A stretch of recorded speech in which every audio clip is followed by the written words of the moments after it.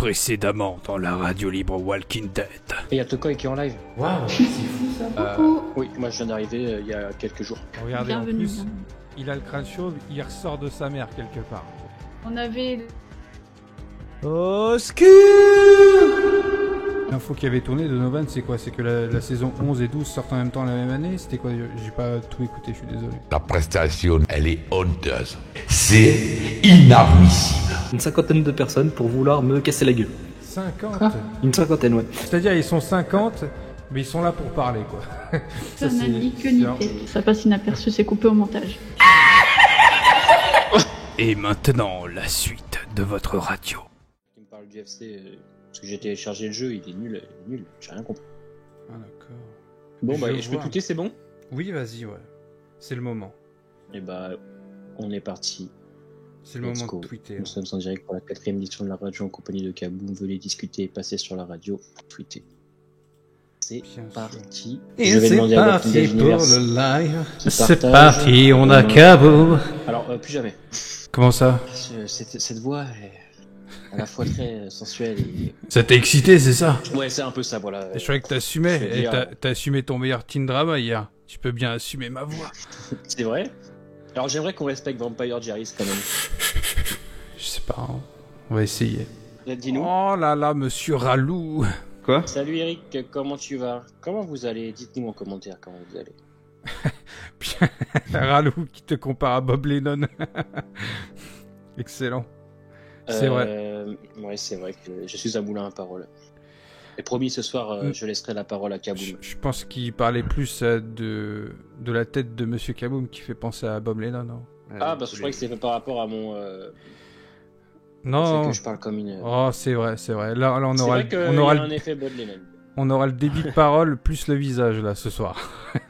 Ok, donc ce soir nous sommes avec Monsieur Kaboom pour la 4ème édition de la radio libre Walking Dead. J'espère que vous êtes chaud et que vous serez de plus en plus nombreux dans la soirée. Et donc vu qu'il y a quand même un petit peu de monde, on va commencer par te laisser te présenter Kaboom, et après ensuite on verra ce qu'on fait s'il y a des gens qui rejoignent le En Attente. Ok, bah moi j'ai une chaîne donc, qui s'appelle Kaboom, donc je parle de Walking Dead mais pas que, je parle aussi d'autres séries genre Westworld, Peaky Blinders, Game of Thrones et compagnie, je parle aussi de films genre Star Wars, les James Bond et tout ça, mais c'est vrai qu'en grande partie je parle de tout ce qui est The Walking Dead, l'univers, les comics, la série. D'ailleurs j'ai découvert la série épisode par épisode depuis la moitié de la saison 8 à peu près, D'accord. donc voilà, et depuis je fais épisode par épisode sur la chaîne. Et du coup, tu comptes parler aussi de World Beyond et Fear ou pas? Parce que Fear, j'ai pas vu Ouais. si t'en as parlé. Je me souviens pas. Non, Fear, je voulais en parler, mais il y avait des séries plus intéressantes en même temps qui passaient, je pense. Ouais. Et du coup, j'en avais pas parlé. World Beyond, je ferai le premier épisode, ça c'est sûr. Ok. Après, je sais pas si je ferai épisode par épisode, ça dépend de la qualité de la série. Écoutez, à la base, Koh-Lanta devait pas se faire en 2 parties le final. Donc on a maintenu la date, et ce n'est que hier ou avant-hier qu'on s'est rendu compte qu'il y avait encore Koh-Lanta un vendredi soir pendant notre radio libre. C'est terrible, mais on n'allait pas décaler à quelques jours près. C'est vrai, Donc, c'est vrai. C'est vrai. de toute façon, Koh-Lanta se finit vers quelle heure? Vers 22h, 22h30. Vous avez encore 1h30 après pour Ouais, je venir. pense. On sera toujours là. Bien sûr. Allons-y. Bonsoir. Bonsoir. Vous allez bien? Comment tu vas? Nickel, Ça nickel, va bien, et toi? nickel. Ouais, je voulais passer un petit coup dans l'émission pour vous poser une question que vous avez peut-être pas encore entendue, je pense. J'essaye de diversifier un peu les questions. Il faut. Et il faudrait essayer de creuser un petit peu dans votre imagination. Donc, on sait que la série The Walking Dead principale, la série mère et Fear et même Beyond, vont se rassembler pour, on va dire, créer un petit peu l'intrigue des films. Enfin, c'est l'idée. Et une fois que tout ça sera terminé, donc la série mère sera terminée, une fois que les films seront sortis, Oui. est-ce que vous imaginez peut-être un nouveau spin-off dans une autre région du monde, que ce soit, je sais pas, dans un pays très chaud, ou par exemple en Inde, dans des îles, ou au Japon, mec, par exemple. Ça pourrait être vraiment ouf, je pense. Donc, votre avis sur ça, est-ce que vous pensez qu'il pourrait y avoir une série dans une autre région du monde? Est-ce que vous aimeriez voir un nouveau spin-off The Walking Dead Bah, moi je pense que ça dépend déjà de si les spin-offs marchent, si World Beyond marche bien et tout. Après, dans une autre région du monde, j'ai un peu de mal à y croire quand même, parce que c'est pas trop ce qu'ils semblent vouloir faire. Déjà, ça va être impossible à interconnecter entre eux. Et ouais, j'aimerais bien voir ça, remarque, hein, ce serait super. Mais je pense que tout dépend de ce que. Si la série mère se termine, est-ce que Fear et World Beyond vont pouvoir continuer à exister sans la série mère à côté? Est-ce que ça va pas lasser les gens? Si ça fait du succès, je pense qu'on peut être ouvert à tout. Mais ça m'étonnerait de leur part quand même, au niveau créatif, de se dire tiens, on va faire une série Walking Dead au Japon. Ce serait super cool. Ce serait trop quoi, ce serait trop bien. Est-ce que Zol, tu dis ça par rapport au roman Typhon, si je dis pas de bêtises, de Walking Dead qui se passe en Chine? Pas du tout. Je connaissais pas du tout le. Je savais même pas que ça existait en fait. Il y a un roman qui va sortir, alors je sais pas s'il a encore été traduit en français, mais il y a un roman, je crois, qui s'appelle Typhon, si je dis pas de bêtises, et c'est dans l'univers Walking Dead et qui va se passer en Chine, si je dis pas de bêtises. D'accord, je vais taper sur Google pour regarder. Ok, c'est intéressant, je le savais même pas, j'étais pas au courant. C'est très difficile. En fait, ça pourrait être intéressant et hypant si la qualité de la série mère et des spin-offs était au rendez-vous. On n'a pas encore vu World Beyond, donc on va pas en parler tout de suite parce que on n'a pas encore vu le rendu. Mais bon, Fear, on va pas se mentir, c'est vraiment plus terrible maintenant. Et Walking Dead, ça, c'est un peu compliqué. Donc encore parler de spin-off, encore parler de nouvelles choses, c'est un peu particulier, mais ouais, je serais pour. Ouais. Pourquoi pas un jour peut-être voir un spin-off dans une autre ville, un autre pays, je sais pas, en France, ou en Chine, ça pourrait être sympa. En France, ça pourrait être cool. Et déjà, alors maintenant qu'ils se concentrent déjà sur ce qu'ils ont à faire, et à l'avenir, on verra bien. Ouais. Déjà qu'on a déjà un nouveau spin-off qui débarque, penser à un autre spin-off après tout ça, alors qu'il y a les films encore à faire, comme tu disais, là encore à l'heure actuelle, on sait même pas, on n'a pas encore de synopsis. On n'a pas de date à peu près de prévue, on n'a pas encore ni même d'infos sur le casting ou les producteurs qui cherchent encore des gens pour le casting en plus. On a rien de tout ça encore pour le moment, donc c'est assez compliqué de parler d'un autre spin-off, mais pourquoi pas à l'avenir, quand ce gros arc du CRM sera fini, pourquoi pas envisager un spin-off qui parlerait, je sais pas, peut-être de la suite ou d'un sujet complètement différent, comme tu dis, mais tout le temps dans l'univers zombie, quoi. D'accord. Pourquoi pas. Et là, ça pourrait être vraiment intéressant, même au Japon ou même en Chine. Le truc, la Chine, c'est qu'il y a énormément de population. Donc, on aurait vraiment des vagues de zombies beaucoup plus importantes. Mais peut-être aussi une région plutôt, genre par exemple, je sais pas, la Russie, ou un endroit vraiment froid. Parce qu'on a eu très très peu de. La neige n'est pas du tout présente dans The Walking Dead. À part l'épisode. C'était lequel déjà? L'épisode avec. Le 16. Ouais, le 16. La saison 9. Ouais, voilà. C'est ça. Donc, je pense que ça peut être vachement intéressant. Même la France, ça a été dit dans la saison 1 qu'il y a un vaccin qui a été recherché, je crois, et qu'ils ont essayé de trouver un remède. Alors, même si ça n'a pas abouti, ça pourrait être intéressant d'avoir vraiment un spin-off sur des personnages qui essaient de trouver un remède avec toute une trame tout autour. Donc voilà, et ça pourrait aussi amener des choses intéressantes. Cette histoire par rapport à la France, j'en ai déjà parlé dans ma vidéo par rapport à la trilogie Rick. Après, faire un spin-off sur le remède après la série mère et le gros regroupement du CRM, je trouverais pas ça bien intéressant, quoi, parce que à la fin de Walking Dead, genre le monde s'est un petit peu déjà débarrassé des zombies. Je sais pas ce que vous en pensez, il y en a de moins en moins. Donc chercher un remède pour ça alors qu'on s'en débarrasse déjà plus ou moins, je vois pas trop l'intérêt. Donc du coup, on a bien répondu à ta question, monsieur Zolt. Oui, je pense que c'est bon, je pense que c'est nickel. Je vais vous mettre le lien de la chaîne de Kaboom, parce qu'il s'est présenté, on n'a pas mis le lien direct après. Donc je vous le spam, la chaîne YouTube de Kaboom, si vous voulez d'autres vidéos review, critiques sur la série, allez-y. Ça fait toujours quelqu'un en plus. Venez me voir. Et puis Walking Dead. la petite plus-value, c'est qu'il parle aussi des comics, donc c'est intéressant. Par rapport d'ailleurs au trailer de Fear, où on voit Morgan avec les yeux rouges. Donc il y a beaucoup de personnes qui avaient lancé cette théorie qui est complètement bullshit, mais qui peut être quand même précisée. C'est cette théorie qu'il y aurait des nouveaux zombies. Et bon, je pense que de toute façon maintenant on a l'habitude avec ce genre de théorie, on sait très bien qu'il n'y aura pas de nouveaux zombies. Mais qu'est-ce que vous pensez de cette idée d'avoir des espèces de mutations ou de zombies un petit peu différents? Moi, je pense que ce serait pas une très bonne idée, mais peut-être que vous avez des avis un peu différents. Dans un autre univers que Walking Dead, ouais, ça aurait été une bonne idée, mais pas dans Walking Dead, quoi. Quand t'as mis une règle, c'est ça qui était bien dans Walking Dead, c'est que t'avais la règle, t'avais des zombies, il y avait une règle stricte pour le scénario et tout. la changer si tard, c'est vraiment bizarre. Bah, déjà que moi, dans Fear, je m'attendais à des zombies radioactifs un peu plus, je sais pas, impactants, comme avait dit Gimple. Là, à la limite, ça aurait pu être sympa, mais là, de savoir que des zombies mutent, bah, en fait, on nous a pas habitués à ça, donc que ça pop comme ça d'un coup, je trouve que. Alors, déjà que Fear a du mal, si en plus ils font un truc pareil, là, pour moi, ça casserait tout, quoi. Ouais, encore plus. Et puis, le truc par rapport à la radiation, c'est que c'est plus ou moins logique, on va dire. Ça les touche vraiment, ils sont radioactifs, donc ils donnent la radioactivité aux gens en les touchant aussi. Donc, c'est pas trop surnaturel, c'est pas trop mutation chelou. La mutation, ça se fait surtout beaucoup sur des infectés, pas des zombies, genre des infectés, que ce soit par rapport à un champignon ou ce genre de choses-là. Par exemple, The Last of Us, c'est pas des zombies, c'est des infectés, tu vois. Donc tu peux avoir des mutations, tu peux avoir des choses. Là, The Walking Dead, c'est vraiment du zombie classique, quoi. Et toi, Kaboom, tu as regardé la saison 5 de Fear? T'es à jour aussi? Ouais, je suis à jour, ouais. D'accord. Globalement, je pense que je suis d'accord avec à peu près tout le monde pour dire que la saison 4 et la saison 5, c'est là où ça a commencé à bien baisser, mais les 3 premières saisons étaient pas mal. Ouais. Limite, à l'époque, c'était pour la saison 3, on commençait à dire que Fear, ça allait dépasser la série mère, quoi. Oui, ouais. Bah, pendant la saison 3, moi je le pensais à fond, j'avais grave kiffé.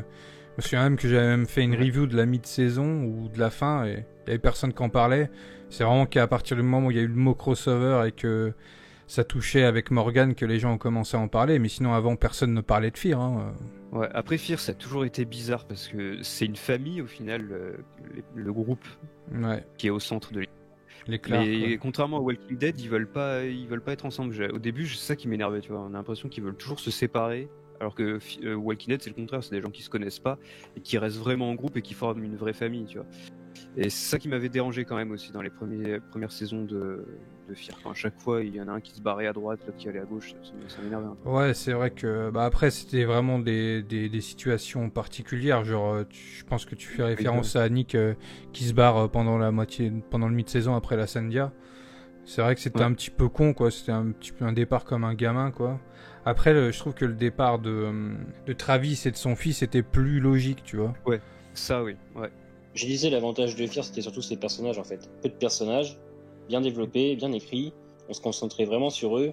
Et c'était ça qui était bien aussi. C'était la force de Fear pour moi, parce que la saison 3, les personnages étaient vraiment une écriture vraiment bonne et qui correspondent vraiment aux 2 premières saisons au niveau de l'évolution et tout.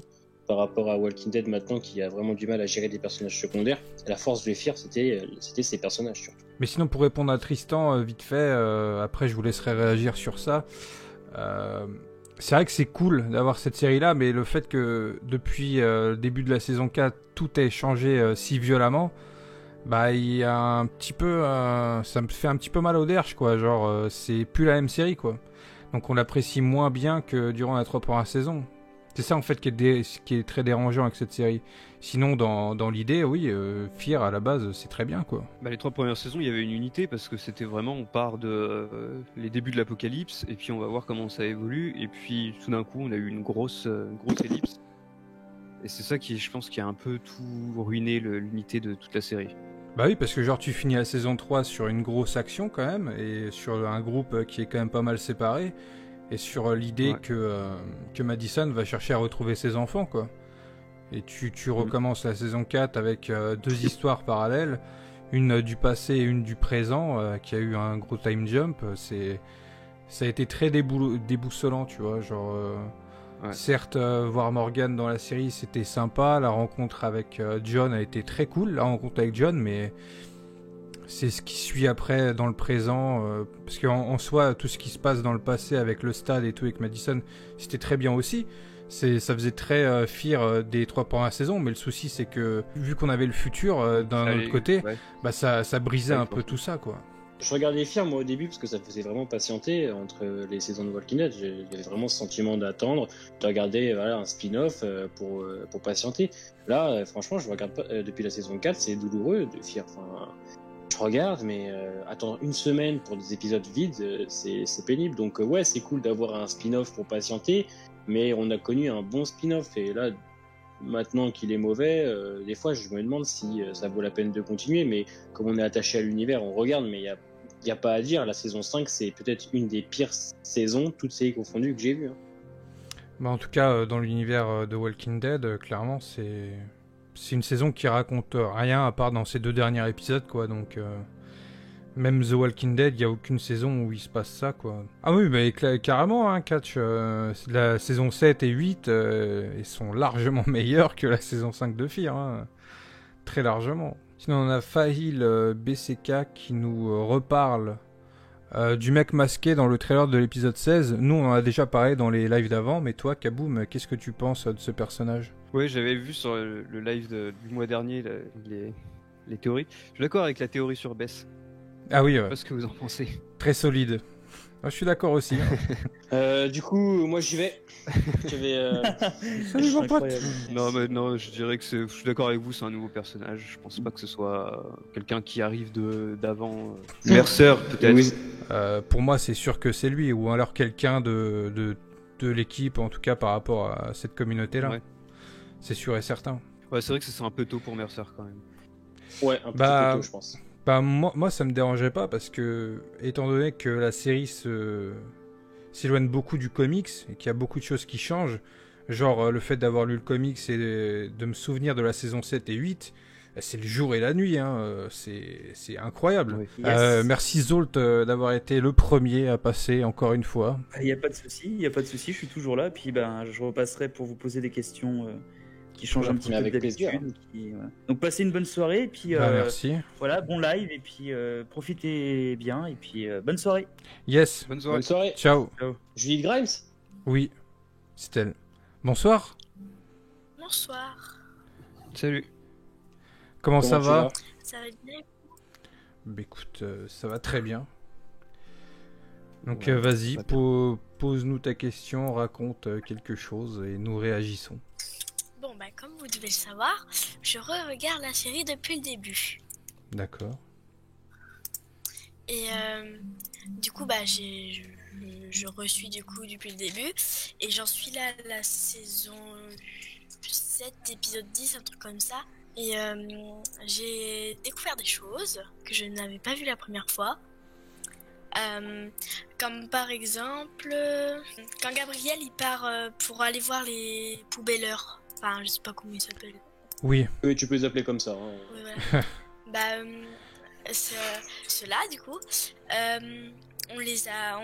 on voit une voiture, enfin, il part en voiture, et on voit quelqu'un qui se dresse à côté de lui. Alors, je sais pas, faudrait que vous revoyiez.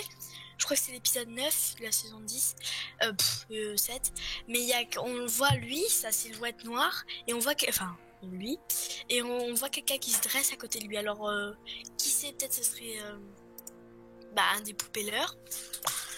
Mais qui, je saurais pas dire quoi. Est-ce Là, que tu c'est me le poses une colle parce que je me rappelle pas moi. Ouais, vas-y, Oui, Kaboom. c'est On rappelle. Ah, j'ai vu ça hier, j'ai dit, c'est même pas moi qui l'ai remarqué, c'est quelqu'un dans la pièce, quoi. Elle a dit, t'as vu? Je dis, ah oui. Donc j'ai vu ça comme ça, quoi. J'ai dit, bah punaise, je l'avais pas remarqué, quoi. Ouais, bah moi, je pourrais la revoir 3 milliards de fois, moi je m'en lasserai jamais. Ouais, je crois moi aussi. Hein. Ah mais, il y a des gens qui ne comprennent pas ça, moi. Oh là là. Je crois que vous vous doutiez, quand on voit quand Rick et Aaron ils vont chercher les ressources pour Negan sur le bateau, vous savez qui c'est la botte noire? Parce que je me suis posé des questions. Ah oui.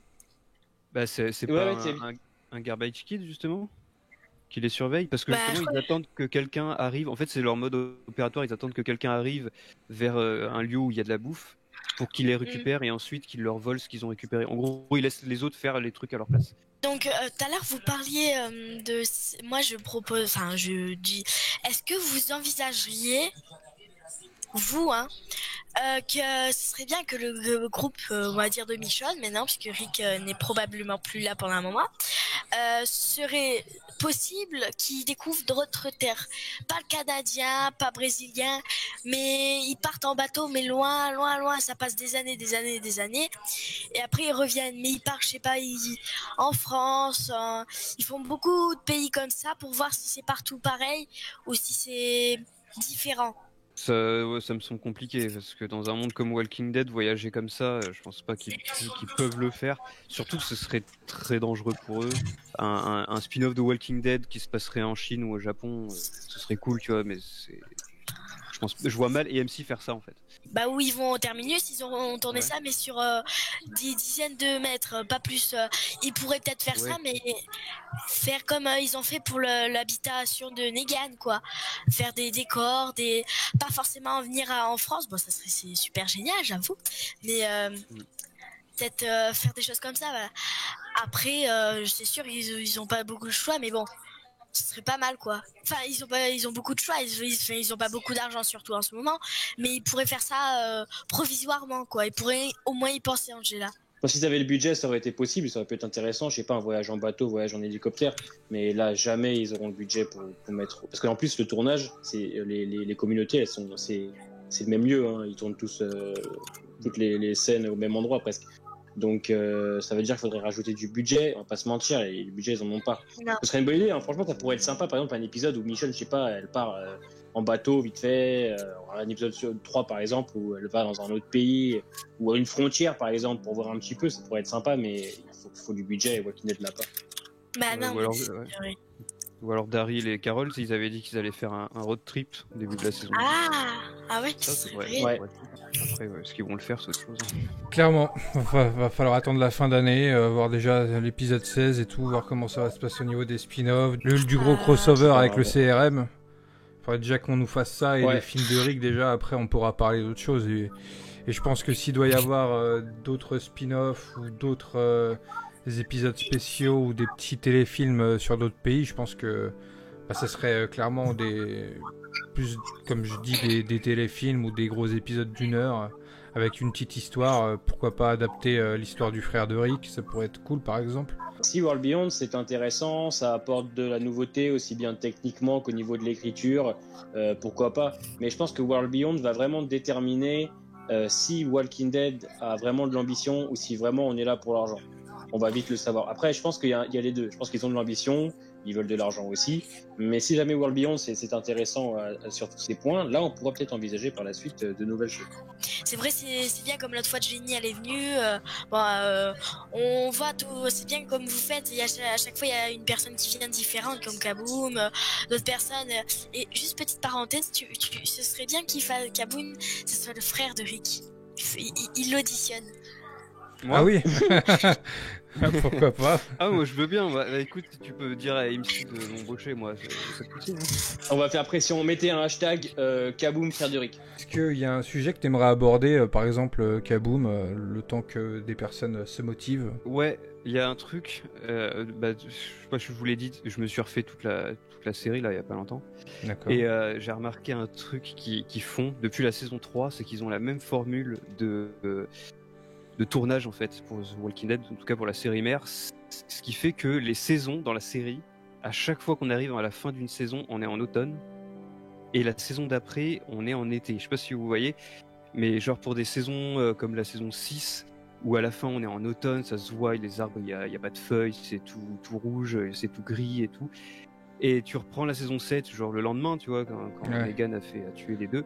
Et tu vois que les arbres sont tout verts et tout, et je me dis mais il pourrait faire un effort quand même pour essayer de coordonner un peu comment ils gèrent les saisons dans Walking Dead, parce que ça vous remarquerez à chaque fin de saison c'est l'automne, et à chaque début de saison c'est l'été. Ouais, c'est vrai qu'il pourrait faire un effort, je sais pas moi, par exemple de tourner le premier épisode de la prochaine saison en même temps que le dernier, tu vois.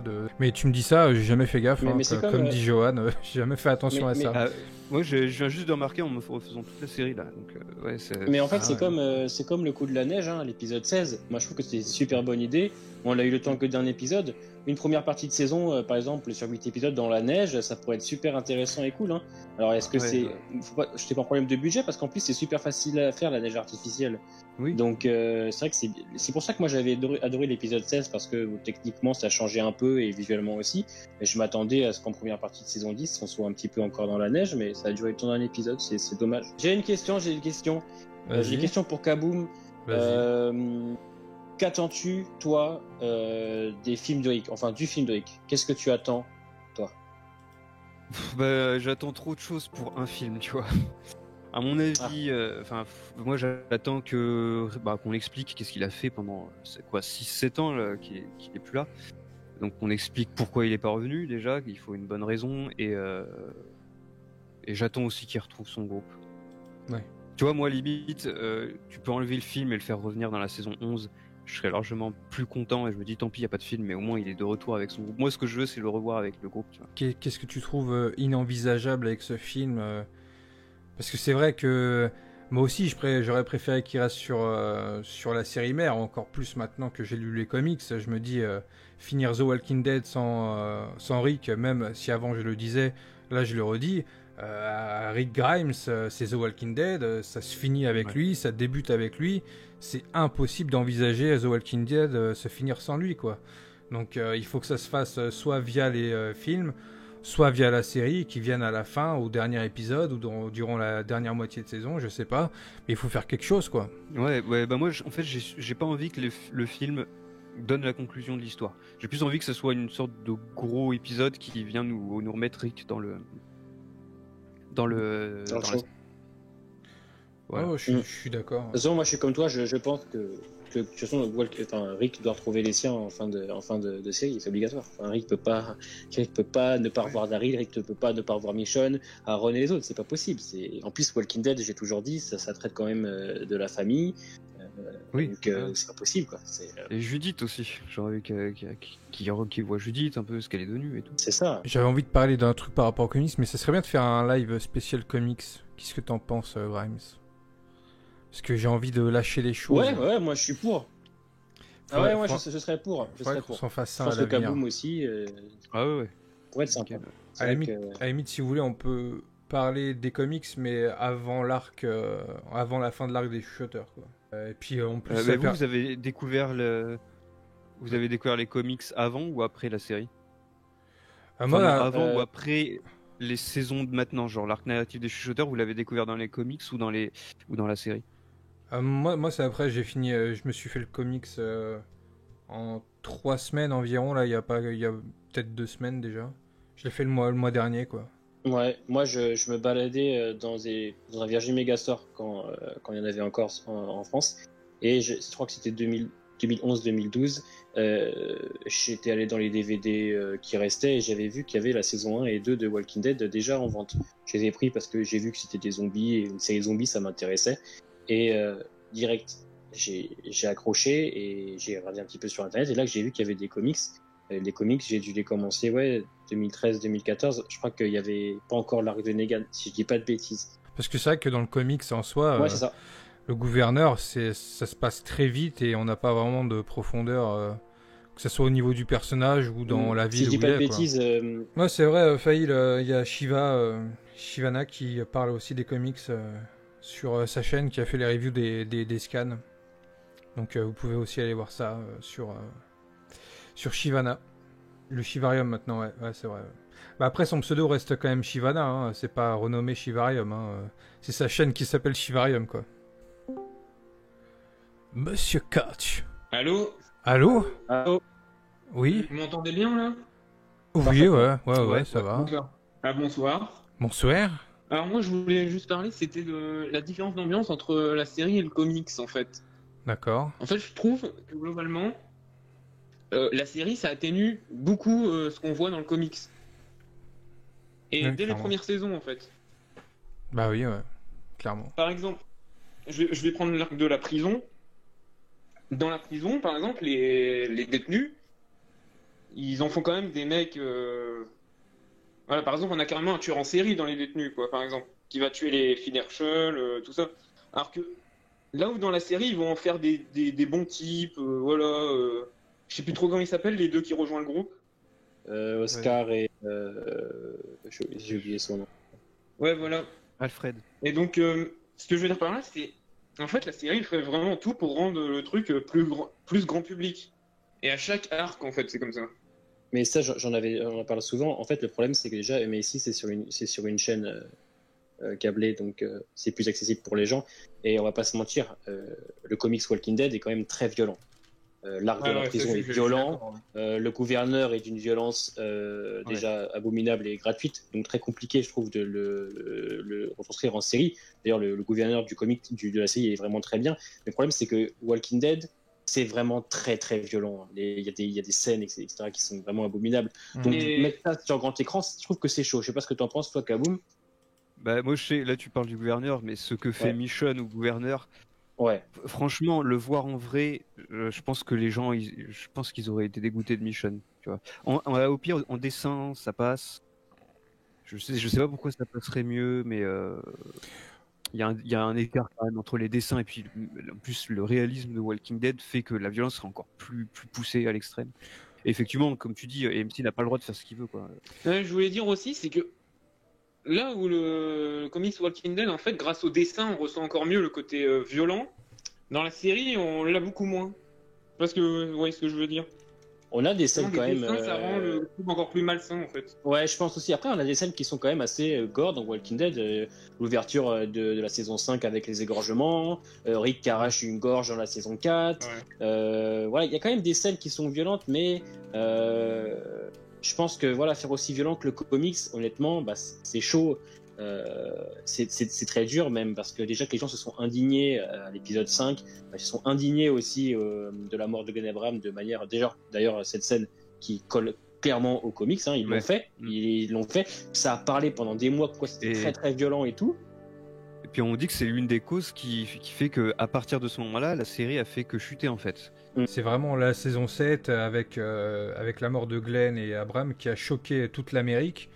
Et qui du coup ils ont dû faire beaucoup moins de choses gore. Alors dans la moitié de saison ils vont quand même ouvrir les boyaux à l'autre là, mais après ils font plus rien d'aussi gore que ça. Il va falloir attendre les chuchoteurs pour avoir entre guillemets du gore, et encore c'est pas vraiment aussi gore que ça, quoi. C'est des têtes coupées en CGI avec un fond vert et point barre, quoi. On n'a pas vraiment quelque chose d'aussi gore que ce qu'on a eu, parce que tu regardes vraiment Negan éclater la tête de quelqu'un, quoi. Donc, on a retrouvé un peu de gore à l'épisode 2 de la saison 10, là, avec à un moment donné la meuf qui se fait bouffer le nez en début. C'est compliqué de différencier le comics de la série, parce que même si voilà, ils suivent la même trame scénaristique, ils empruntent des chemins différents à chaque fois au niveau des personnages, au niveau de plein de choses. Mais au niveau de la violence, c'est vrai que je pense que c'est inadaptable sur grand écran. Après, ça dépend, comme le dit Anthony The Walking Dead, Garrett avec les cannibales en début de saison 5, c'était quand même assez violent, hein. Cet épisode, il est quand même vachement bien. Je pense que c'est un des meilleurs épisodes de la série aussi. Et ce moment où ils sont tous en mode abattoir, à se faire éclater la tête par la batte et ensuite se faire ouvrir la gorge et on dirait des porcs et tout. Donc il y avait quand même un côté assez violent à ce moment-là, hein. Et comme il dit aussi, la mort de Noah, enfin, il y a quand même eu des choses assez choquantes, mais je pense que c'était plus choquant que vraiment gore et dégueulasse, quoi. Comme il y a dans comme il y a dans le comics, pardon. Tout ce qui est avec les enfants, en général, ils évitent. Genre tout ce qui est dans la saison 4, Lizzie et sa petite sœur, là, qui est dans les comics, c'est les deux jumeaux, il y en a un qui évente l'autre. Dans les comics, c'est vraiment montré, tu vois. Là, ils peuvent pas. Je pense qu'ils auraient vraiment eu des ennuis de montrer des enfants faire ça. Enfin, ils le font, mais en hors champ, tu vois. Je voulais juste parler vite fait des gens du terminus, justement, en fait. Ça, on n'a jamais parlé, mais parce qu'on les voit dans l'épisode 1, d'accord, mais on les revoit pas avant la moitié de saison, avec l'église, là, après. C'est quand même c'est épisode 3. Dommage, parce que ça aurait pu être des méchants récurrents, quand même. Ça aurait pu être intéressant. Ils auraient été plus intéressants quand même que l'hôpital, mais est-ce que ça valait le coup de traîner sur eux? Je sais pas trop. J'aurais peut-être fait une première partie de saison basée sur eux, en fait. C'est vrai que Catch n'a pas tort, parce que je me rappelle dans l'épisode 1 de la saison 5, il y a une partie avant et après avec comment on appelle ça, les gens du terminus. On comprend qu'au début c'était eux qui étaient en danger, c'est eux qui se sont battus, qui ont repris le terminus. Donc c'est vrai qu'on nous les développe un petit peu quand même, on essaye de nous faire comprendre qui ils étaient, entre parenthèses, un peu avant et après. C'est vrai que peut-être qu'ils auraient mérité 3-4 épisodes de plus, mais est-ce que c'est très dérangeant, parce qu'au final, une fois que Rick a tué Garrett dans l'église, ça avance vraiment après à côté. Ouais, puis c'est le groupe entier de Garrett qui se fait buter à l'église, c'est pas seulement lui, quoi. C'est les survivants du terminus qui chassent, comme dans le comics, le groupe de Rick autour de l'église, et basta.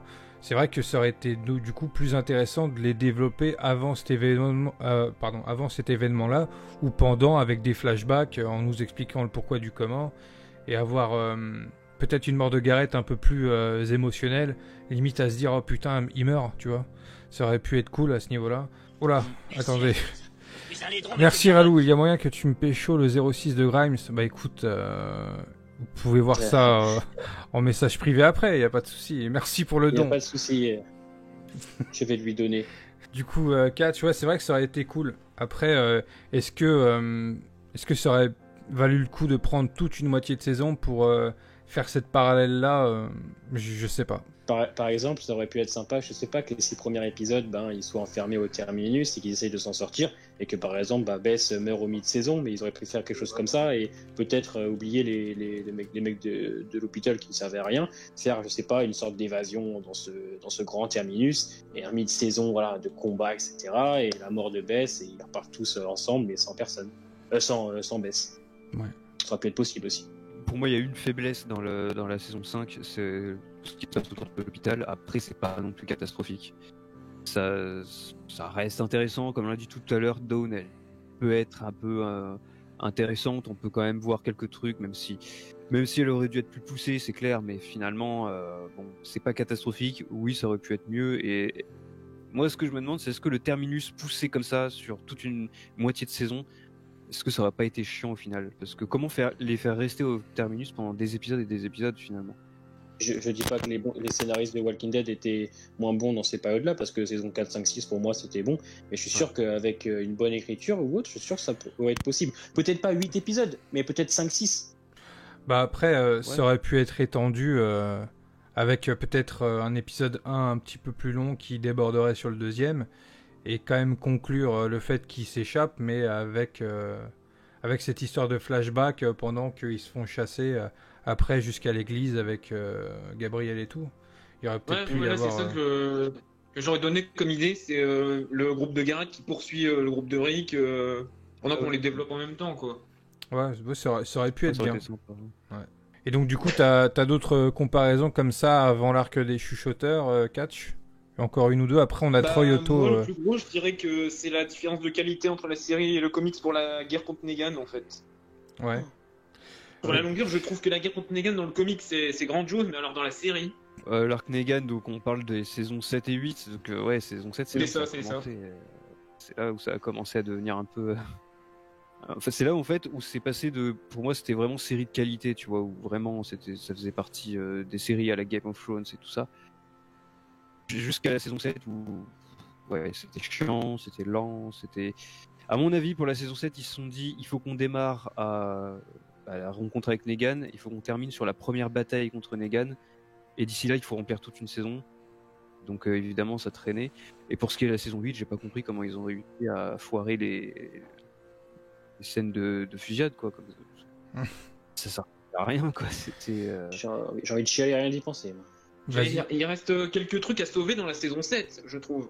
Le 8, la 8 c'est la pire, mais dans la 7, il y avait des choses à sauver, quelques épisodes. Le premier, il est magistral, hein. C'est sûrement un des meilleurs du show. Hein. Le gros problème de la saison 7, c'est qu'en fait, t'arrives à 6 épisodes, et finalement, c'est comme si t'avais vu un épisode de chaque histoire, en fait. Puisque t'as un épisode sur Rick, t'as un épisode sur la colline, un épisode sur les Saviors, un épisode sur le Royaume, un épisode sur Tara, et... Ouais, voilà. Et c'est là qu'on arrive au plus gros problème des saisons 7 et 8, en fait, c'est il y a trop de personnages et trop de communautés. Ouais, puis c'est surtout aussi le fait, comme je disais tout à l'heure, d'avoir ajouté 2 communautés en plus. C'était vraiment... Inutile en plus. C'était vraiment pour remplir plus qu'autre chose, en fait. Puis... en plus, Oceanside... ils en font une plus grosse importance dans la série, mais ils interviennent qu'à la fin. Hein. Ouais, après, ils ont quand même un arc assez important par rapport à Simon. Mais c'est sûr que je pense que Oceanside est quand même plus intéressante que la communauté de Jadis qui, elle, vraiment sert juste à trahir Rick en fin de saison 7 et c'est tout, quoi. Que je les ai lus récemment, genre, moi, je trouve que l'arc Negan, il est quand même assez court comparé à la série. Enfin, je l'ai senti. Après, c'est sûr que voilà, c'est du comics, tu lis, ça va vite et tout. Ils ont dû faire la même chose. Hein. Dans la série, ils ont dû faire un truc plutôt court aussi, au final. Parce que vu comment ils tirent en longueur. C'est ça. Peut-être qu'elle aurait dû faire qu'une saison et demie, cet arc de Negan, à la limite. Après... je trouve indéfendable, de toute façon. la trouve vraiment indéfendable. Je veux dire, une série comme Walking Dead qui te propose une saison 8 de cette qualité, je trouve que c'est indéfendable. Alors oui, il y a des moments sympas en saison 8, j'en ai trouvé que très peu, mais il y en a quelques-uns. Moi, je trouve que c'est honteux. Je trouve, franchement, s'il est honte, c'est se foutre de la gueule des fans, surtout qu'il y a une fanbase solide et c'était un show qui était voilà, à la hauteur de Game of Thrones. Proposer une saison 8 pareille, c'est honteux. C'est honteux. Et Gimple en est le fautif, mais pas que lui, tous les autres. Comment en fin de production, tu regardes sa saison 8 et tu dis ouais, c'est bien, ça va plaire aux gens, c'est une catastrophe. Moi je trouve ça honteux, hein. La saison 8, je le dirais toujours, pour moi c'est une catastrophe. Tu peux pas proposer ça à des gens, tu peux pas proposer ça à ton public. C'est pas après ce que tu as fait et pas après ce que tu es capable de faire. Moi, ce que j'attendais de voir, c'était la grande confrontation Negan-Rick, tu vois. Elle tombe quoi dans les 10-15 premières minutes, peut-être les 20 premières minutes d'un épisode d'une heure, quoi.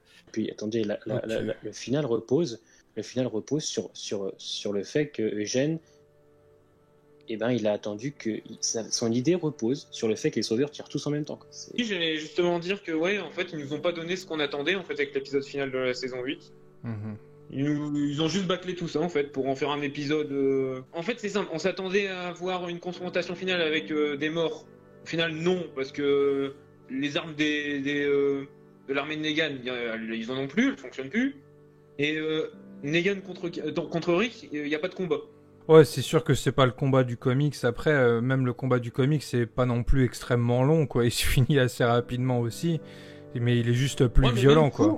Mais ouais, je te rejoins. C'est vrai que moi, le combat Rick-Negan à la fin de l'arc est quand même beaucoup plus impactant. Et clairement, c'est le mot, parce que vu ce que fait Negan à Rick et comment il est après à cause de ce combat-là, c'est vrai qu'il y avait quelque chose à faire. Après, le truc qui est dommage avec cette série, c'est que Andrew Lincoln, ils ont pas voulu le casser, quoi.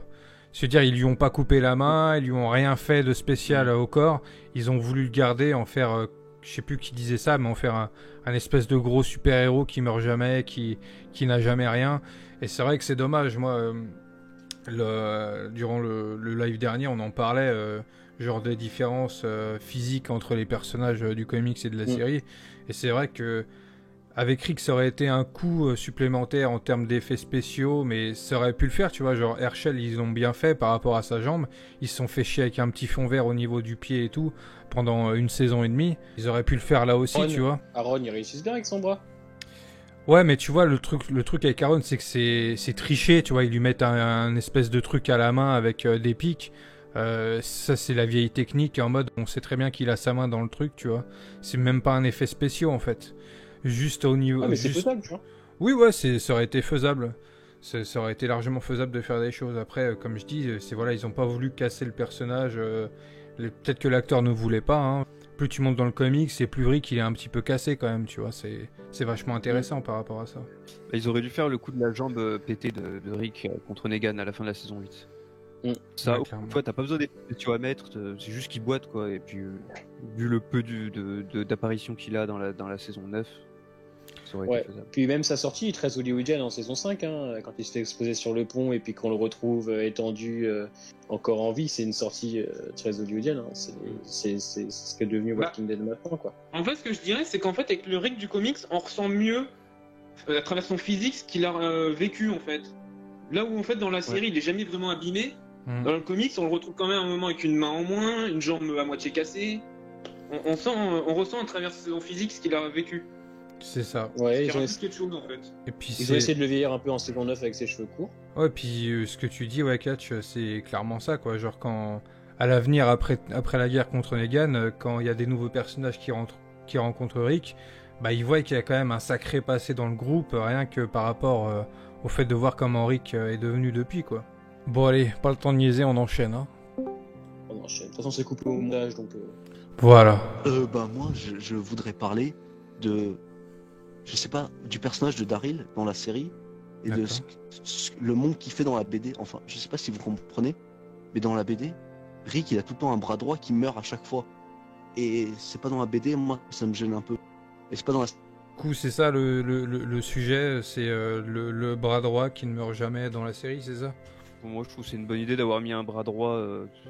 Ça fait l'amitié entre Rick et Daryl. C'est un des trucs qui a fait que beaucoup de gens ont aimé la série, tu vois. Donc, Moi, je trouve que c'était sympa, risqué, mais bien géré, parce que je trouve que Daryl, ils l'ont bien réussi, à part en saison 8 d'ailleurs. On va arrêter de parler de cette saison 8, mais C'est vrai. il y a qu'en saison 8 où il était vraiment chiant, mais en saison 9, oui, ouais, le bras droit immortel. Bah après, dans les bandes dessinées, on a qui? On a Abraham, le premier, c'est Tyrese, qui était son bras droit. Et... Oui, puis Merle aussi, moi, c'est un de mes personnages préférés. Hein. Ouais. Ah ouais. C'est quelque chose. Disons qu'en plus Daryl, en saison 1, on dirait un bouseux, raciste, et au final, au fil des saisons, surtout en saison 2, il va commencer à s'adoucir et on va explorer une nouvelle facette de lui. Déjà, quand il se met à chercher Sophia et qu'à sa mort, bah, il est triste, et qu'à un moment donné, il remballe Laurie. Je me rappelle, lui dit un truc du style moi, je me casse le cul pour aller chercher la gamine, et toi, tu te plains. Donc, il commence déjà à prendre des positions, et puis c'est en saison 3, ça y est, qu'il devient vraiment la bras droit de Rick, et à partir de la saison 4, Daryl, c'est Daryl, quoi. Mais en termes d'évolution et d'écriture, Daryl, il est super, quoi. C'est même l'acteur est génial, ce flow un peu avec son poncho, son arbalète et tout. Ouais, c'est un côté un peu cow-boy aussi par moment. Hein. On le voit faire avec son poncho et tout. Ouais, c'est cool. C'est Daryl, quoi. De toute façon, c'est une figure comme maintenant dans Walking Dead. Moi, j'ai une question pour vous. Vas-y. Quelle est votre saison préférée et pourquoi? Eh bien, moi, j'avais fait un top 10 des meilleures saisons il y a pas longtemps sur ma chaîne. D'ailleurs, je me fais une petite pub, mais bientôt il y a mon top 10 des meilleurs épisodes qui devrait sortir là, d'ici 2 semaines. Moi, j'ai mis la saison 6 parce que je trouve que la saison 6 elle est techniquement très bonne. C'est rythmé, c'est efficace. On avance à chaque épisode. Les personnages sont bien écrits. La première partie de saison 6, elle est waouh. T'as un épisode d'intro, ça court dans tous les sens. T'as une horde qui arrive, t'as dès l'épisode 3-4, t'as la tour de guet qui tombe, ensuite t'as un mi-saison avec Carl qui se prend une balle dans l'œil, des rôdeurs autour, le retour de Abraham avec Sacha, le retour de Glenn qui n'est pas mort, enfin c'est incroyable quoi. Carol qui se la joue samouraï dans l'épisode 3 si je dis pas de bêtises, l'épisode centré sur Morgan et son apprentissage du bâton, deuxième partie, le prénom Negan qui revient, Jésus, les communautés, waouh, c'était oufissime. Ouais. Un final qui est très dérangeant, qui te laisse sur un cliffhanger terrible, et une ouverture de saison 7 magistrale. Waouh, cette saison 6, c'est quelque chose. Honnêtement, c'est quelque chose. Pareil, pour moi, c'est la saison 6, et pareil, le meilleur épisode pour moi, c'est l'épisode 9 de la saison 6. Il se passe tellement de choses. Après, c'est surtout au niveau de l'action, quoi. Et toi, du coup, Kaboom? Moi, c'est la saison 5. D'accord. Parce que c'est là où Rick, je trouve qu'il est le plus classe, tu vois, avec sa grosse barbe et tout. Enfin, c'est là où il est le plus dangereux, le plus badass, enfin, limite, ils auraient pu commencer la saison avec le premier plan où tu vois le terminus qui crame en mode bon bah c'est déjà fait, tu vois, ils viennent d'arriver, ils ont déjà tout défoncé.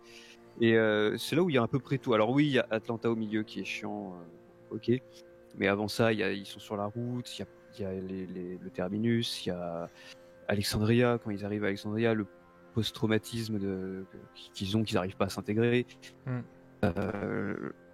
Tout ce qu'il y a avec Pete aussi, là, quand Rick fait son gros discours, là, ça j'avais adoré. Bon, le final, c'est vrai, il est pas top. C'est pas un final de fin de saison. Ça va, ça m'a pas choqué, moi. Ouais, moi non plus. Bah, ouais, je trouvais que ça manquait de... Ouais. Bah, en fait, le truc qui est intéressant, en fait, c'est que la scène post-générique de l'épisode 1, on te montre une personne bizarre, on sait pas trop qui c'est. Je sais plus si la personne retire le masque et on voit que c'est Morgan, je sais plus du tout. Mais en tout cas... les 10 dernières secondes. Ok, bah en tout cas, durant toute la saison 5, t'as quand même ce teasing autour de Morgan qui marche jusqu'à Alexandria. Donc je trouve, au contraire, le fait de le voir à la fin quand il tue le mec, j'ai fait ah ouais, quand même, tu vois, j'ai trouvé ça quand même assez sympa pour une fin de saison. Et là, la deuxième partie de la saison 5, je la trouve incroyable aussi. Hein. La deuxième partie de la saison 5, l'épisode où ils se battent tous dans la grange, ils bloquent la porte et tout, tous ensemble, et quand Rick leur dit nous sommes Walking Dead, mais waouh, c'était trop fort, l'arrivée d'Aaron, tout ça, quand ils sont dans les champs avec cette mise en scène rouge là, c'est super, c'était ouf. Ouais, clairement. Ouais. Bah, de toute façon, comme on le dit souvent, les 6 premières saisons sont magnifiques. Hein. Ouais. Salut, je suis à la saison 1 de The Walking Dead et tu m'as spoil. Ah bah oui, monsieur, mais c'est comme Vous ça. avez On le est vent de sur retard quand même. T'as un petit peu du temps de retard. Il fallait être là un petit peu avant. Il y a prescription. Hein, tu peux plus nous poursuivre, hein, tu sais. Malheureusement, il y a une règle maintenant, c'est que il y a même une règle très hardcore, c'est 1 semaine, tu peux spoil. Moi, ça va, j'essaie d'être un petit peu laxiste par rapport à ça. Donc, imagine si je serais un enfoiré, ça serait encore pire. Hein. S'il n'y avait pas l'Arc à l'hôpital, la saison 5 serait de loin ma préférée. Ouais. C'est pas faux. Mais du coup, il aurait fallu remplacer quand même ce temps-là par autre chose, quoi. Donc, à la limite, peut-être... Ouais. À la limite, peut-être... ça aurait dû peut-être faire une saison de 13 épisodes comme la saison 2, quoi. Peut-être, pourquoi pas. Ouais, mais le problème, c'est qu'ils peuvent plus faire les épisodes... Ils peuvent plus faire parce que ça rapporte tellement d'argent par épisode qu'ils veulent pas. On l'a bien vu, de toute façon, en saison 7 et 8. Hein. Ils ont pas voulu baisser. Hein. Ils ont préféré étirer et prendre des risques. Hein. Bah, de toute manière, on est dans un esprit 16 épisodes. AMC avait mis en place ça avec la dernière saison de Breaking Bad, en fait. Hein. Ouais. Si vous vous souvenez bien, Breaking Bad, de base, c'était 10 épisodes, je crois, ou 8, je ne sais plus. Et pour la dernière, ils ont fait 2 parties, 8-8, et c'est resté. Donc, mais c'est comme ça maintenant. Ce qui est incroyable en plus, c'est que Walking Dead est encore cette année la série la plus vue sur le câble. Même avec des audiences beaucoup moins bonnes, il reste premier sur le câble. C'est quand même quelque chose, même 10 ans après, quoi. Ouais, c'est sûr que ça a changé ça, parce que tu regardes dans les années 2000, les séries comme ça qui se suivaient épisode par épisode, saison après saison, elles fatiguaient quand même assez vite. Bah moi je regarde The Shield en ce moment, et ça se fatigue pas. Hein. À chaque saison, par exemple. Non, mais je veux dire, niveau audience, je veux dire. Ah oui. Ouais. Tu prends des Lost, Prison Break, ça s'est vite écroulé, ouais, tu as raison. Ouais. Par contre, non, je crois pas qu'il y ait un personnage important comme Daryl, même Carol qui meurt dans le final, parce que il y a trop de personnages importants qui sont partis dernièrement. Et puis, j'avais lu quelque part, alors je sais pas si c'est vrai, mais ils auraient signé pour 2 ou 3 saisons de plus. Ah oui. Ouais. Oui, c'est vrai. Mais ils ont signé ça en saison 7 et 8. Hein. Donc tu vois, on approche quand même de la 10e. Donc peut-être. Moi, tu sais, on en parle souvent avec Toka, et je verrais bien Carole mourir en héros au final. Ouais, bah. C'est vrai que c'est très logique. Moi, c'est ce que j'avais dit, ouais. Il y a même 2 ou 3 radios libres. Enfin, non, 2 radios libres, on en parlait. Moi, je disais, ouais, très clairement que pour moi, Carole peut mourir très largement. Après. On a un petit peu développé plus ça, et c'est vrai, ne pas avoir une grosse mort, ce serait quand même assez décevant, je trouve.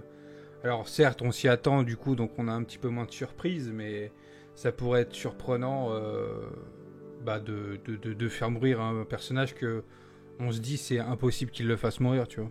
Ça pourrait nous faire des approches, et pourquoi pas plusieurs morts, hein, parce que on sait qu'avec Glenn, ils ont fait mourir en même temps Abraham, donc pourquoi pas faire mourir 2-3 personnages. Alors peut-être des personnages un peu moins importants, mais en tout cas un gros important et deux autres moins importants. Pourquoi pas? S'ils veulent vraiment faire une scène à la Game of Thrones, oui, il faudrait gérer de ce niveau-là, quoi. Le budget déjà. Parce que franchement, c'est pas méchant, tu vois. Enfin, moi j'adore Walking Dead, mais comparer maintenant Walking Dead à Game of Thrones, c'est pas possible. On a eu une bataille de la colline qui a duré approximativement 6 minutes entre l'épisode 11 et 12. Alors ok, c'était très joli, les plans des maisons en feu, la horde qui arrive, Magna dans les rôdeurs, mais ça a duré 5 minutes parce qu'ils ont pas le budget pour, c'était sûr et certain, et il fallait vite avancer parce qu'ils ont tellement pris leur temps en première partie qu'il fallait vite boucler. Alors là, imaginez un truc aussi gros que Game of Thrones dans un épisode final, mais alors j'y crois pas, mais une seule seconde, quoi. Ça, c'est juste histoire de dire, ouais, regardez, on peut faire comme Game of Thrones, et au final, le rendu, il sera pas terrible. La saison 10, en soi, elle a été un petit peu décevante, en tout cas pour ma part, donc ça serait bien quand même de faire un gros final, quoi, pour rattraper, entre guillemets, tout ça.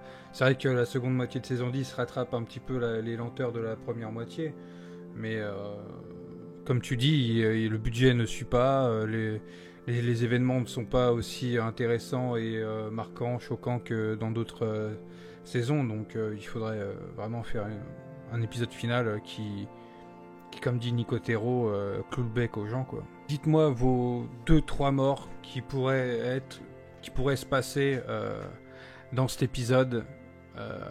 Qui est-ce que vous verrez mourir dans cet épisode pour donner une émotion aussi puissante qu'une mort d'un Glenn, d'un Abraham ou même d'un Carl, parce que mine de rien, Carl, les circonstances de sa mort par rapport à l'acteur sont assez dégueulasses, mais en soi, moi personnellement, la mort de Carl et les répercussions de sa mort, j'ai trouvé ça quand même assez réussi.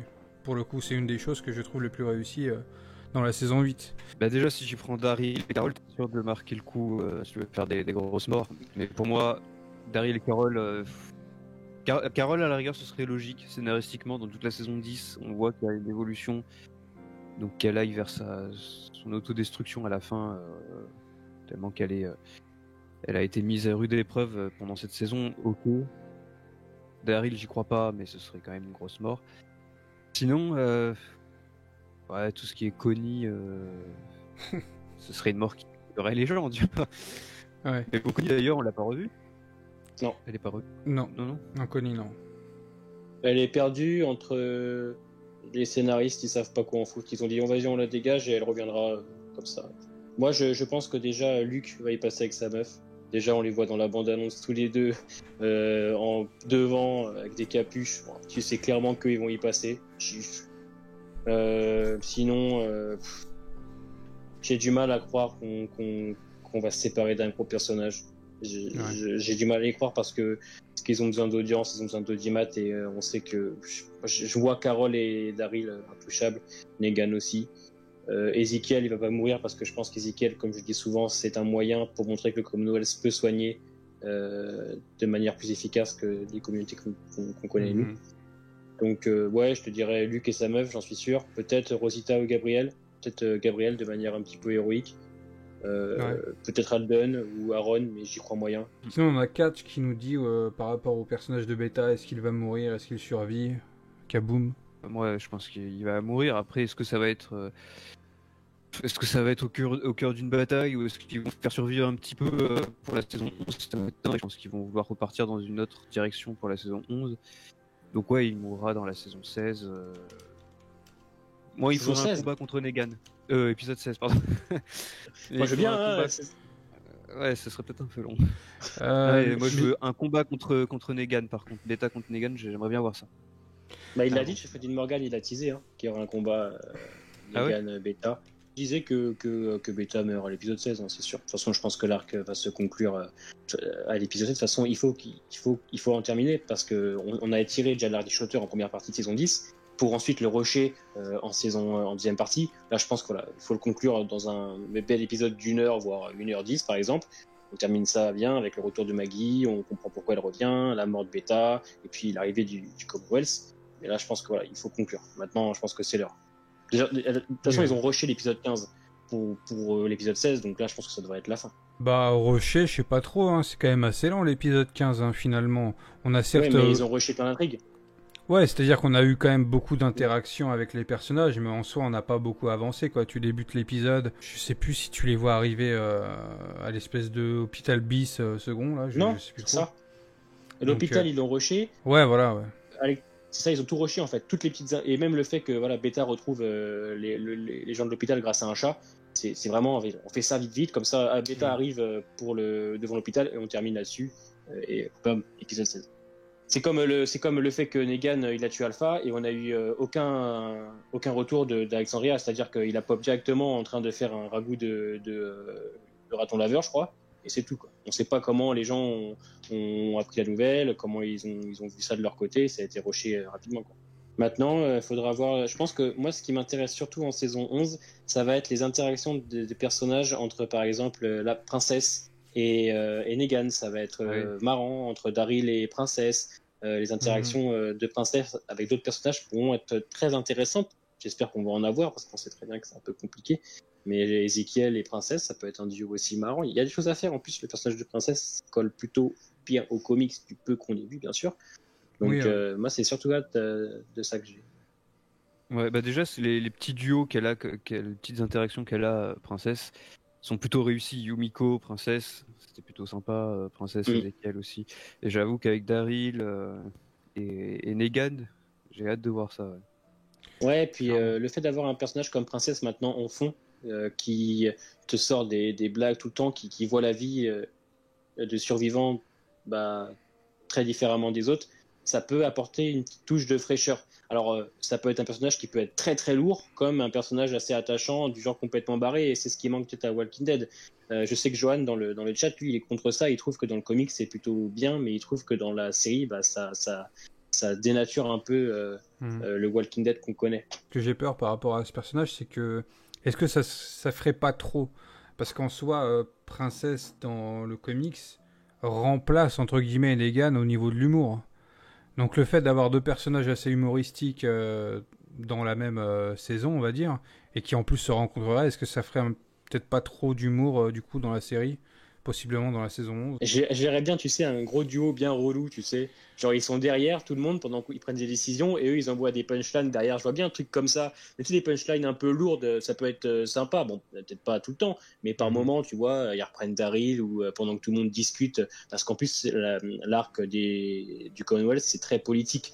Donc, je les verrais bien, je sais pas, tous les deux se regarder et dire des conneries. Ça peut amener quelque chose de sympa. Ouais. Clairement. Après, tous les deux, c'est des personnages qui sont dans l'humour, mais c'est vraiment pas le même humour, quoi. Ouais, voilà. Ouais.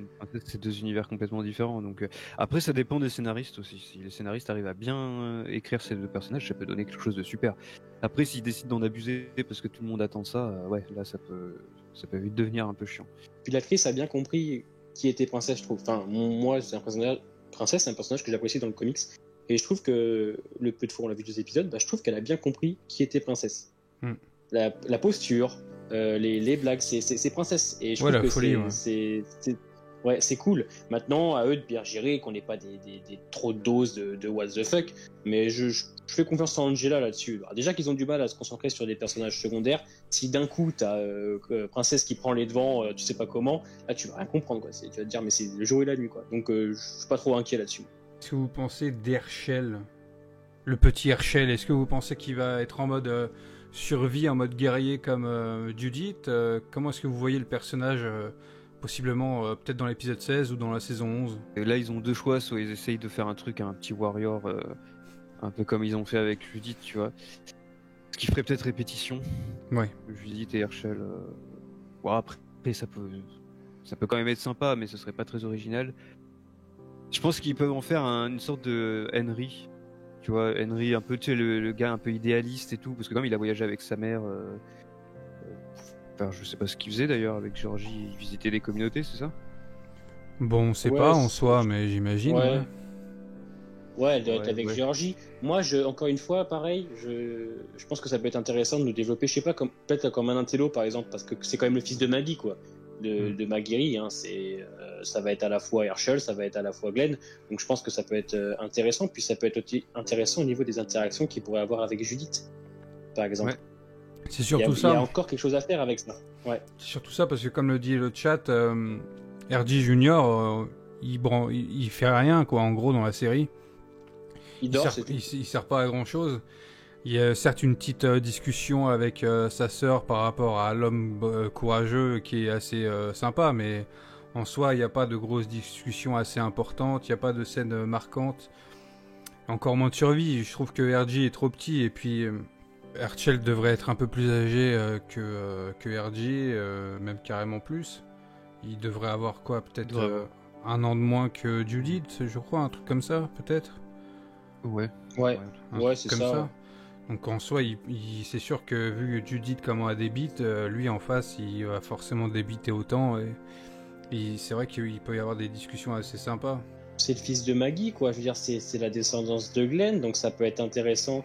Glenn était un personnage très apprécié, j'aimais beaucoup ce personnage. Je pense que ça peut être intéressant de retrouver un peu de Glenn à travers ce Herschel Junior. D'ailleurs, c'est ce que j'attendrais en tant que fan, c'est d'avoir le fils de Glenn et Maggie, peut-être aussi intéressant que Judith, parce que Judith c'était un gros point fort de la saison 9 et 10. Ça a été pour moi vraiment une des meilleures choses d'ailleurs. C'est vrai que moi j'attends de voir le fils de Maggie, quoi. C'est Herschel, c'est Glenn à la fois, ce serait énorme, quoi. De toute façon, il y a moyen aussi que des personnages piquent d'autres arcs narratifs. Par exemple, Yumiko va prendre sûrement l'arc de Michonne. Oui. Yumiko est avocate, donc je pense que c'est une question logique. Donc il y a plein de choses qui vont être différents, mais il y a moyen de faire des choses, quoi. Hein. Yumiko, elle devrait être incroyable en saison 11, quoi. Yumiko, ça devrait être une pièce maîtresse à eux de bien gérer, quoi. Déjà, elle a pris un peu d'importance dans l'épisode 15. Ouais. Et même dans la saison en général, t'as l'impression que si elle était pas si nouvelle que ça, elle aurait pu devenir la nouvelle chef de la colline en attendant que Maggie revienne. Hein. Très clairement. Parce qu'elle prend beaucoup de décisions, elle est très active. Bon, elle est nouvelle, donc du coup non, ça se fait pas. Ça, elle peut pas comme ça devenir la chef, mais... Bah en soi, c'est intéressant. Qui est le chef de la colline là en ce moment? C'est qui? Alden. Non, bah non. Enfin, je sais pas. Qui c'est? Tu vois, t'as l'impression que quand Yumiko part, Magna reprend un petit peu la relève au niveau du lead, peut-être même. Hein. En même temps, ils ont fait un peu les cons sur ce coup-là. Alors Jésus, c'était l'acteur qui voulait partir, mais tuer Tara après, je vois pas trop ce que ça a amené. C'est vrai que c'est un peu bête, quoi. Hein. C'était le moment de la développer, de la faire s'exprimer en tant que chef et tout. Surtout qu'elle est là depuis la saison 4, quoi, et puis elle est pas inintéressante quand même comme personnage, donc, non. Donc ça va, quoi. C'était un bon petit personnage vraiment secondaire, Tara, mais c'est vrai que là, je vois Anthony The Walking qui dit Princesse, ça fait plus de trucs en 2 épisodes par rapport à Aaron en 1 saison. Non, mais Aaron, c'est l'homme sous-côté, quoi. Après, je comprends pas, quoi. Il est sous-côté Aaron, mais il a quand même pas rien fait en 2 saisons, quand même. En saison 9 et 10, il est un petit peu en retrait, mais on peut pas dire que Princesse, juste en guidant pour... Ah, et Princesse, elle embrouille un petit peu les gens, elle essaie de les garder avec eux, elle leur donne des vélos, c'est tout ce qu'elle fait, en gros. Si on résume un petit peu bêtement aussi ça... Ouais, mais comparer ça à Aaron, moi, je trouve que Aaron, pour moi, il manque cruellement de temps d'écran parce que l'acteur est génial. C'est terrible, c'est un Kaboom. Qu'est-ce que t'en penses, toi, d'Aaron? Aaron, bah, il est très intéressant, mais est-ce qu'il y aurait vraiment beaucoup de choses à développer sur lui? Dans les comics, il est pas si présent que ça, Aaron. À la rigueur, pendant le narratif de la guerre, à la rigueur, il est plutôt développé parce qu'il perd Eric. Après, c'est clair qu'il y a la saison 8 qui est venue et qui a décidé de le faire camper à côté d'Oceanside pendant toute une demi-saison pour le faire ramener Oceanside à la fin, là. Je sais pas si vous vous rappelez de ça. Ouais. Quand il travaille là-bas. Ouais. Mais moi, en fait, Aaron, ils en ont fait quelque chose dans la série. Ils en ont fait quelque chose, même en saison 9 et en saison 10, il a vraiment cette allure de leader, et on le voit bien dès l'épisode 1 de la saison 10. Quand il parle avec Michonne sur le pont, etc., il veut en découdre. On sent qu'il y a un réel potentiel avec ce personnage. Mais il est là, quoi. Il se balade dans les bois de temps en temps. À l'épisode 12, il fait une apparition il passe comme ça, d'un coup. Je veux dire, il y a quelque chose à faire et on sent qu'ils ont voulu faire quelque chose avec ce personnage, mais ils ont du mal, en fait, j'ai l'impression. Bah, en fait, je pense qu'ils ont du mal à lui donner la place qu'il devrait avoir, et moi, je pense qu'il devrait remplacer symboliquement Rick, en fait, tout simplement. Il a la même gueule, il est cassé comme lui, il a aussi un enfant, comme Rick a un enfant... dans le comics, donc il y a quelque chose il y a des choses à développer avec Aaron, en fait. Ils auraient dû faire la transition Rick Aaron en saison 9, en fait. Ils auraient dû faire ça. Et le problème c'est Daryl, en fait. C'est un personnage excellent, Daryl, mais il prend une place de leader dans la série qu'aurait dû avoir Aaron, je pense. C'est Michonne qui reprend un petit peu le leadership à Alexandria, mais pour moi ça aurait été plus intéressant que ce soit Aaron qui soit vraiment le gros gars. Après ça aurait demandé de vraiment développer ça, mais je trouve qu'il a la carrure, et puis c'est un excellent acteur, donc il aurait très bien pu reprendre le leadership de la série, très clairement. J'espère que Como Noël il fera quelque chose, quoi. Parce que c'est sympa de le voir 3-4 épisodes, mais tu sens comme je dis, il manque quelque chose, quoi. T'as envie de plus avec ce mec-là. Je pense qu'il y a tout simplement trop de personnages, ils savent vraiment pas quoi en faire, quoi. C'est pour ça ils essaient de débarrasser les personnages secondaires d'abord, parce qu'ils veulent pas enlever les personnages qui sont les principaux, Daryl, Carol, Michonne et compagnie. Ils veulent les garder un maximum, du coup ils préfèrent se débarrasser des personnages secondaires pour les remplacer par d'autres personnages qui pourraient peut-être réussir mieux à développer, quoi. Ouais, c'est ça. Et pourtant il y a 16 épisodes quand même. Donc du coup, il est 31, on n'a toujours pas eu de courageux pour venir en attente, donc Kaboom, je te propose de relancer peut-être un dernier sujet, un ultime sujet avant de conclure. Bah écoute, si c'est pour conclure, autant parler de la fin de la série, comment vous la verriez, est-ce que vous voyez une fin, un but, tu vois, ou si tu te dis ouais, ça va aller saison en saison, on va arriver à la saison 20 et puis on va continuer après. Comment vous voyez à l'avenir? Moi, je connais le Yankee là-haut. Seigneur, vas-y, Grimes. Moi, je suis pour que Walking Dead continue si on a des choses à raconter. Si jamais, après le Commonwealth, les scénaristes ont encore des idées qui peuvent être intéressantes, je suis pour. Parce que moi, je suis un gros client. Hein, c'est-à-dire qu'ils pourraient me faire un spin-off sur n'importe qui, je regarderais, parce que c'est l'univers. Comment je vois la série mère se terminer, je vois un gros bond dans le temps. Et je verrais bien un joli plan sur des personnages âgés qui ont maintenant trouvé la paix dans un monde dans lequel ils se sont battus pour survivre et pour créer de la vie, une nouvelle communauté. Je verrais bien, tu vois, un beau plan avec Judith adulte, par exemple, un Rick vieux qui se balance sur sa chaise, tu vois, avec Daryl, par exemple, un Negan en retrait un peu derrière, et une belle phrase de Rick qui explique que voilà, c'était leur histoire et que maintenant ça va mieux. Je verrais ça comme ça. Après, si fin saison 12-13, ils arrivent encore à t'offrir un arc narratif qui sera clairement inventé, cohérent, je serais pour. Mais c'est triste à dire, moi je ne vois pas la fin de Walking Dead en série. Dans le comics, je m'y attendais, mais en série, je la vois pas encore en fait. J'ai toujours l'impression qu'on peut faire quelque chose. Comme j'ai pu déjà le dire moult fois, pour moi, la série doit se finir avec Rick, donc c'est un peu compliqué de vraiment théoriser encore pour le moment. Moi, personnellement, j'attends World Beyond pour vraiment me placer, me situer par rapport à la fin de la série, parce que pour moi... il est plus que clair que le CRM va former un gros crossover avec World Beyond et Fear et The Walking Dead, vu que c'est ce qu'ils nous vendent depuis la saison 4 de Fear, ils nous vendent le mot crossover. Bon, pour Fear, c'était plus un transfert de personnages que crossover, mais ils ont voulu développer cette idée de CRM, d'espèce de milice qui va regrouper les 3 autres séries, donc pour moi, ça va forcément passer par là. Le problème, c'est qu'on a les films, et en même temps, on a ce nouvel arc CRM, donc... c'est assez bizarre, mais c'est vrai que bon, je vois la série se finir avec toutes ces séries-là qui se finissent petit à petit et qu'on finirait sur un dernier épisode de Walking Dead, pourquoi pas comme Grimes l'a dit, avec un autre time jump, peut-être même une moitié de saison pour conclure avec une grosse intrigue finale, quoi. Qui pourquoi pas se passerait après, entre guillemets, la grosse fin, le gros arc du CRM. Et toi ? Du coup, Kaboom ? Pour moi, la fin de la série mère, en tout cas, ça devrait être saison 11, saison 12, à la fin de la saison 12. Vraiment un épisode final qui pourrait être juste l'adaptation du tout dernier tome, tu vois, l'épilogue, comme ça rejoint votre idée d'ailleurs, de faire un bond dans le temps et de voir Judith plus vieille. En fait, il y a tellement de choses à faire. Oui, c'est sûr, c'est ça qui est bien. C'est ça. Et c'est pas rassurant avec les scénaristes qu'on a, quoi. Ouais, puis même, je pense que cette histoire de bond dans le temps, comme l'épilogue final, ce serait pas intéressant que ça dure pendant plusieurs saisons, quoi. Parce que The Walking Dead, c'est The Walking Dead, quoi. S'il y a plus de Walking Dead, pourquoi est-ce que faire une série qui porte le même nom, quoi. Tu vois ce que je veux dire ? Ouais. Après, tu vas me dire, Rick, il a dit We Are The Walking Dead, mais bon...